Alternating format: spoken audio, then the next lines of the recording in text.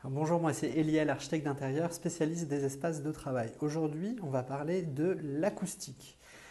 On a des vrais problèmes de son au bureau qu'on va aborder aujourd'hui. C'est un problème récurrent chez nos clients.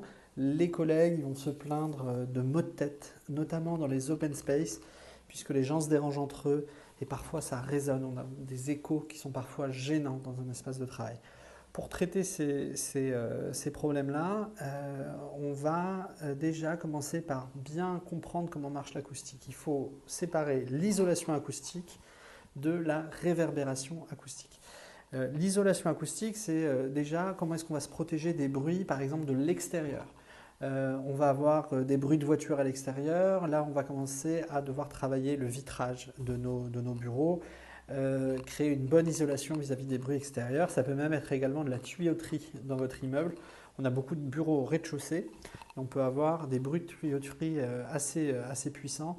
Il faut parfois prévoir par exemple un coffrage acoustique autour de ces tuyaux pour qu'on puisse travailler tranquillement dans ces bureaux. Mais également en termes d'isolation, entre collègues, on va souvent se déranger.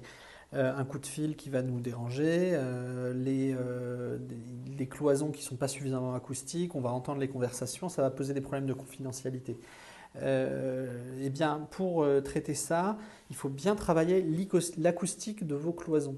On a des cloisons acoustiques qui sont très performantes aujourd'hui, et si on regarde nos cloisons aujourd'hui dans les bureaux, elles ne montent pas toujours jusqu'au plafond et elles ne sont pas toujours correctement isolées. Il faut veiller à ça.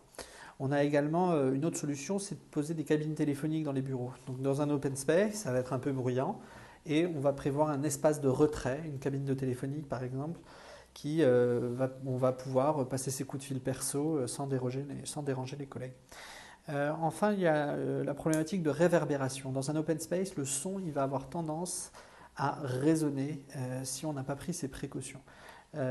Par exemple, si la construction est en béton notamment, on rencontre ce type de problème.